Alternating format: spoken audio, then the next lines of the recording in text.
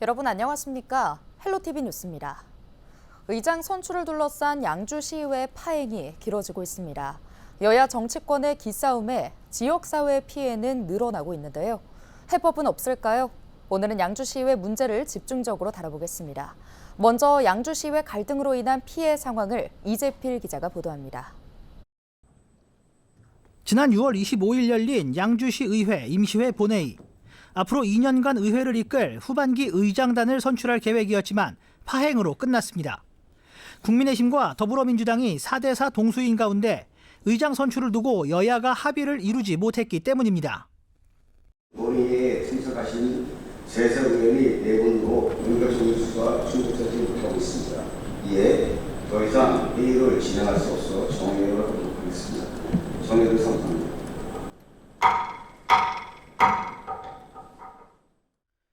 이후 5개월이 지난 현재 양주시 의회는 여전히 의장 선출을 두고 대립하며 개점 휴업 상태. 피해는 고스란히 시민들의 몫입니다.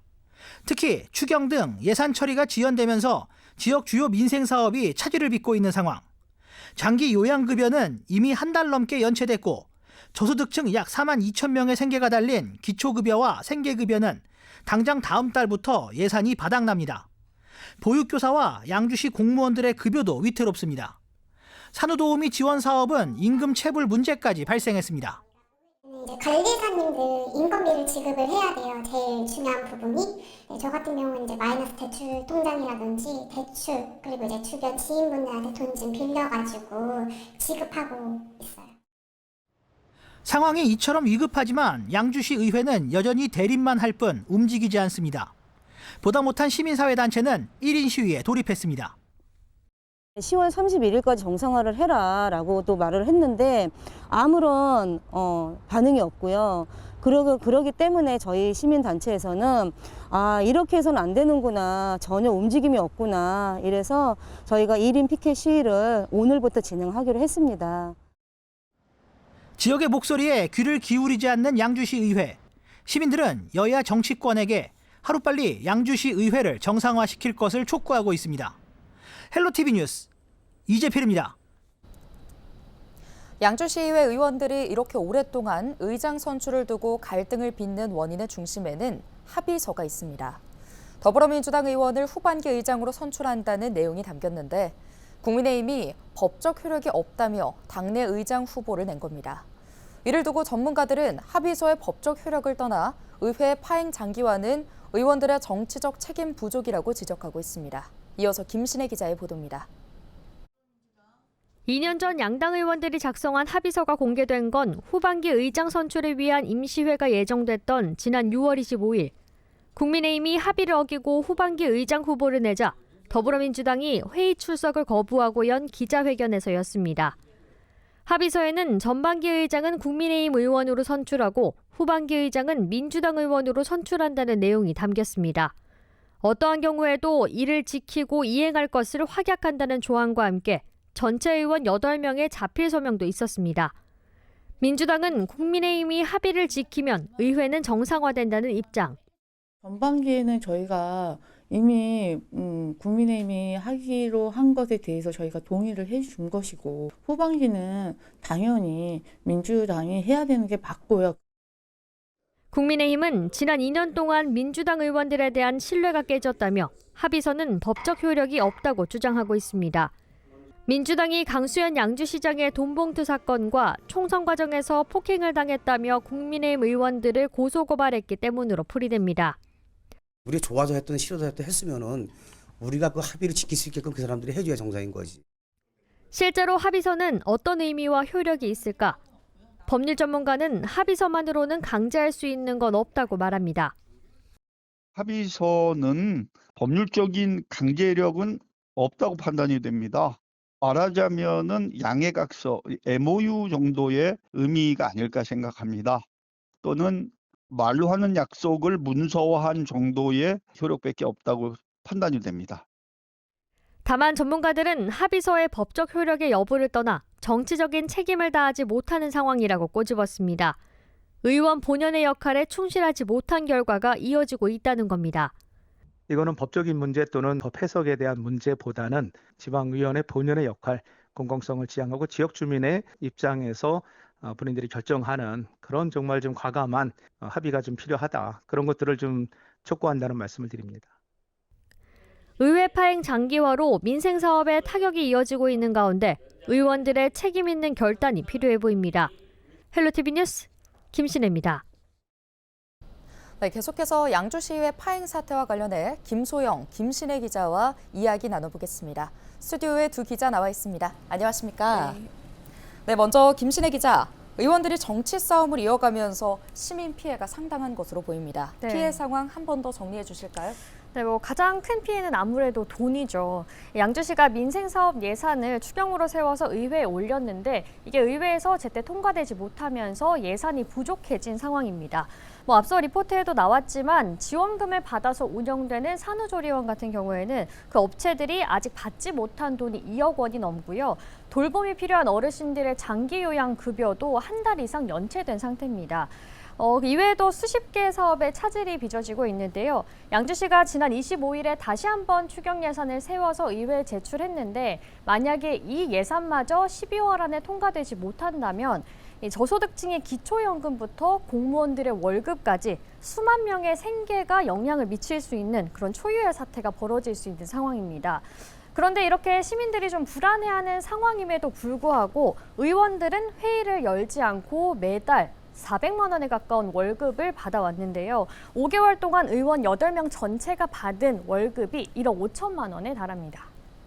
네, 상황이 이렇다 보니 민생을 외면한다는 비판이 나올 수밖에 없는 것 같은데요. 김소영 기자, 원구성을 두고 양당이 갈등하며 파행을 빚는 게 비단 양주시의회만의 문제는 아니라고요? 네, 그렇습니다. 7대7 동수로 시작된 또 김포시의회는 후반기 상임위원장 세석을 두고 여야 간의 갈등을 빚으면서 역시 파행을 겪고 있습니다. 일각에서는 5개월째 파행되는 게 말이 되냐, 직장인이 무단으로 회사를 안 가면 퇴사를 당하는데 너무한 것 아니냐라는 목소리가 나오고 있습니다.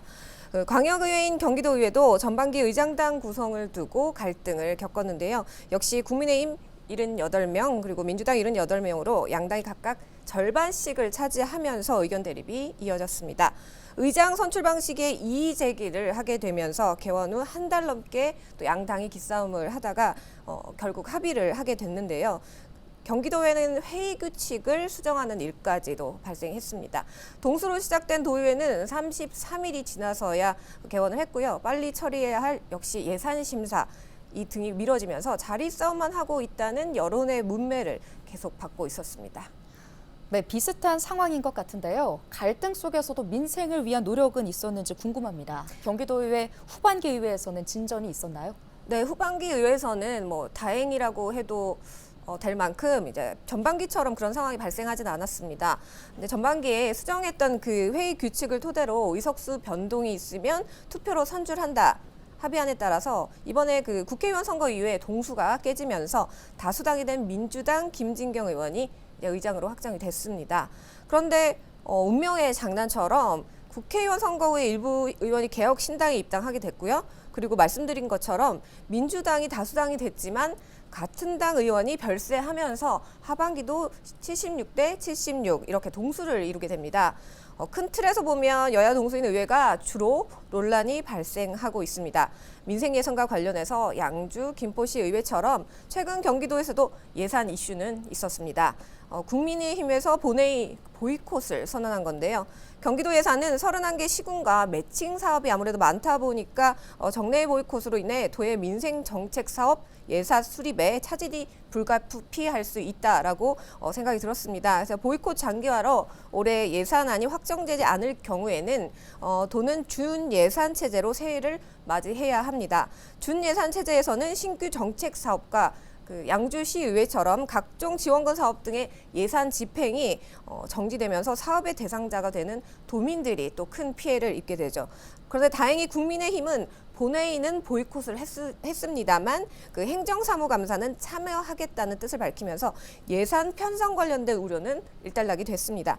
하지만 앞으로도 이런 여야 동수라는 이 체제가 또다시 파행을 가져올 수 있다는 우려는 여전히 숙제로 남아 있습니다. 네, 이미 많이 늦었지만 양주시의회도 더 큰 피해를 막기 위해 대책이 좀 필요해 보이는데요. 김신혜 기자, 이 사태 언제쯤 잠잠해질까요? 일단 의장 선출과 관련해서 말씀을 드리면 양당이 좀 합의되는 분위기가 어느 정도 있다 싶으면 이제는 좀 일단락 될 수 있겠다라는 예상을 어느 정도 할 수 있을 텐데 지금 상황으로서는 양당 입장이 5개월째 동일하기 때문에 이건 좀 불가피하게 아직 불투명하다라고 말씀드릴 수 있겠고요. 다만 앞서도 말씀드렸듯이 12월까지도 예산안이 통과되지 못한다면 지역 민생에 미치는 후폭풍이 너무 기하급수적으로 커지는 상황이기 때문에 의원들이 결단을 내려야 하는 상황은 분명한 것 같습니다. 그래서 경기도 의회처럼 시급한 현안이라도 먼저 처리하는 방안도 좀 고려할 필요가 있어 보이는데요. 다음 주 월요일에 올해 마지막 정례회가 예정되어 있습니다. 이 정례회에서 의장 선출은 조금 미루더라도 이 시급한 현안이 먼저 처리될 수 있을지 주민들이 좀 주목하고 지켜보고 있는 상황입니다. 네, 다음 주에는 진전된 다른 소식을 전할 수 있으면 좋겠습니다. 김소영, 김신혜 기자 고생하셨습니다. 고맙습니다.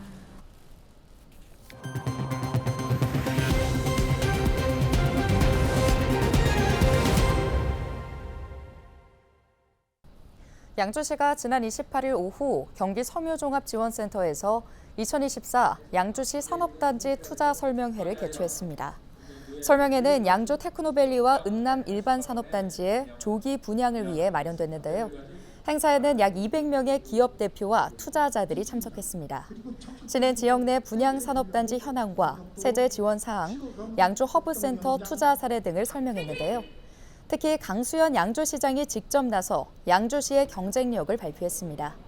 한편 이번 설명회에서는 모두 23개의 기업이 투자 의향서를 제출했으며 투자 규모는 2,035억 원인 것으로 집계됐습니다. 포천시가 경기도 사과 품평회에서 대상과 최우수상을 수상했습니다. 시는 지난 2020년과 2022년에 이어 대상을 수상하며 3회 연속 대상 수상이라는 영예를 안았습니다. 포천시에서는 5개 농가가 사과를 출품해 대상과 최우수상을 수상했는데요. 특히 대상을 수상한 김광섭 농가는 지난 2023년 대한민국 대표 과일 선발대회에서도 루비에스 품종으로 전국 우수상을 수상한 바 있습니다. 경기도는 고액 체납자 압류 물품 835점을 대상으로 현장 공매를 진행해 총 808건이 낙찰됐다고 밝혔습니다. 도에 따르면 이번 공매는 납부 의사가 없는 체납자의 압류 물품을 대상으로 진행됐는데요. 공매에는 3,500명 이상이 현장을 찾아 공매 물품을 참관하고 2,056명이 입찰에 참여했습니다. 귀금속, 미술품, 골프채, 명품 가방 및 시계 등 다양한 매각 대상 물품 가운데 롤렉스 시계가 710만 원으로 가장 높은 낙찰가를 기록했습니다. 도는 이번 공매를 통해 낙찰된 금액과 공매 진행 전 자진 납부 등으로 징수한 총 8억 5천만 원을 지방세 체납액에 충당할 계획입니다. 의정부 지방법원은 신내림 굿비용을 뜯어내려 전 남편을 협박하다 폭행해 숨지게 한 40대 여성에게 무기징역을 선고했습니다. 의정부지법 형사 11부는 지난 28일 강도 살인 혐의로 기소된 40대 여성 A씨에 대해 무기징역을, 딸 B씨에게는 징역 10년을 선고했다고 밝혔는데요. 공범인 40대 무속인 C씨도 무기징역을 선고받았으며 이들을 도운 혐의로 기소된 C씨의 전 남편 D씨는 무죄를 선고받았습니다. 재판부는 증거와 진술을 종합적으로 봤을 때 돈을 빼앗기 위해 폭행을 하고 결국 사망에 이르게 했다는 점이 충분히 인정된다며 목 등 치명적인 부위를 500회 이상 가혹하게 폭행하는 등 살해 의도도 인정된다고 판시했습니다. 검찰에 따르면 A씨는 자녀 2명 C씨와 함께 지난 5월 9일 오전 8시쯤 경기 양주시의 한 주택에서 전 남편인 E씨를 폭행해 숨지게 한 혐의로 기소된 바 있습니다. 네, 12월 2일부터 헬로티비 뉴스 본방송 시간이 저녁 6시 40분에서 밤 8시 50분으로 변경됩니다. 우리 지역 이슈의 심층 취재부터 문제 해결 보도까지 더욱 알찬 소식으로 찾아뵙겠습니다. 계속해서 여러분의 많은 시청 바랍니다. 이상으로 뉴스를 마칩니다. 고맙습니다.